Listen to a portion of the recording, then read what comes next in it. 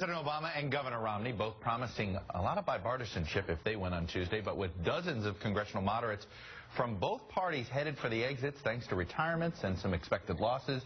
Don't be surprised if the 113th Congress is actually even more ideologically polarized than this one was. Texas Republican Congressman Pete Sessions. Here's the National Republican Congressional Committee, and he joins me now. And Chairman Sessions, I need to give you some potential kudos off the top, because you were a lone voice who predicted that Republicans could actually gain seats in 2012. And let me read you the Charlie Cook and Stu Rothenberg projections. They believe that the range on House is +5 GOP to +10 Dem from Charlie Cook. Their best case, they think it's going to be somewhere between either no net change or Democrats with a small gain. And Rothenberg has it at a +2 Republican and +8 Democrat. So it is within the realm of the possible. Let me ask you this. How did that happen? Well, the realm of the possible has happened exactly because House Republicans have not only aimed for and listened to the American people on the job and job creation problem, but we have, I think, effectively sold that we will deal with the issues exactly as the President has given to this. There were $700 billion cut out of Medicare. We had to go fix that. We fixed that with a plan. We have a job creation bill. It's not just the 20,000 Keystone Pipeline jobs. It's millions more that need to be created across this country. We've talked about doing the things which will grow our economy, add jobs, make sure that gasoline prices don't increase, because they should not the way that they have, and we will do things listening to the American people and working together. And what's the message on election night if voters of this country re-elect a Republican House and a Democratic President and a Democratic Senate? That is not a crazy scenario. That is right now, if you believe all the public polling, a fairly reasonable scenario. What's the message the voters are sending?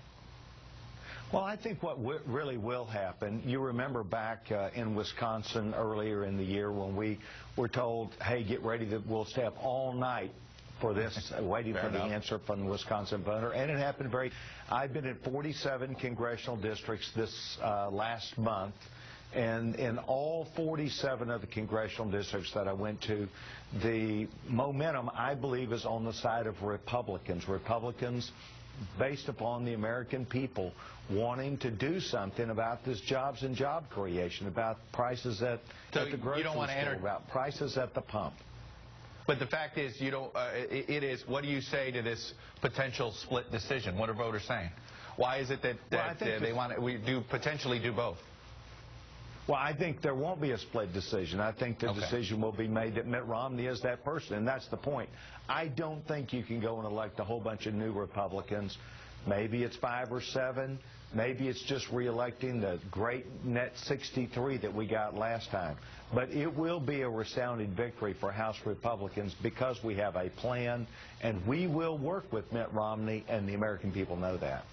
Let me ask you this. Let's just dig into the weeds. Give me an example of a Republican that if they win, you're thinking, wow, Republicans are going to gain seats. They're not just going to hold on to the majority and only lose a few seats. They'll gain seats. Give me an example of 1 or 2 races that may be a little bit of a reach to people, but will tell you something on election night. Well, we have several, as you know, Chuck, in the Northeast. One is Brendan Doherty, who's running in Rhode Island. Today, it's probably an even seat in terms of where Brandon sits versus David Cicilline.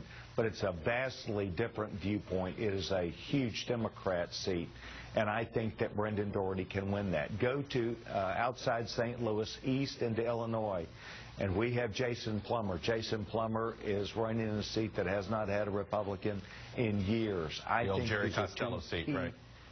It sure is. 2 key seats that will tell on where we are as a party, our messaging, and how we're going to do throughout the night. And let me ask you about a couple of seats that, if New Hampshire, you're not holding on to those seats, is that an indication of this night's not going as well as you thought? Is that staying in the Northeast? It's hard to say. That would be an indication to me that then Mitt Romney would not be doing as well. Those are both very competitive, very tight places. It's directly out of the Boston market, so they get a lot of Massachusetts TV, and Met is not doing well in Massachusetts. But I would say that I expect that Charlie Bass and Frank Ginta will win those seats, but we know they're very close. I think it's when you go into other traditional areas or non-traditional areas that are further south into coal country, Pennsylvania, West Virginia, Ohio, that will be the tell of the tale. All right. Pete Sessions, the chairman of the National Republican Congressional Committee. You're in Orlando, I think, campaigning for folks there. A lot of new seats being contested in the state of Florida. So it's going to be one of those. There can be lots of swings there. Anyway, Chairman Sessions, thanks for coming on. Thanks, Chad. So how does Wall Street react to those new jobs numbers? The market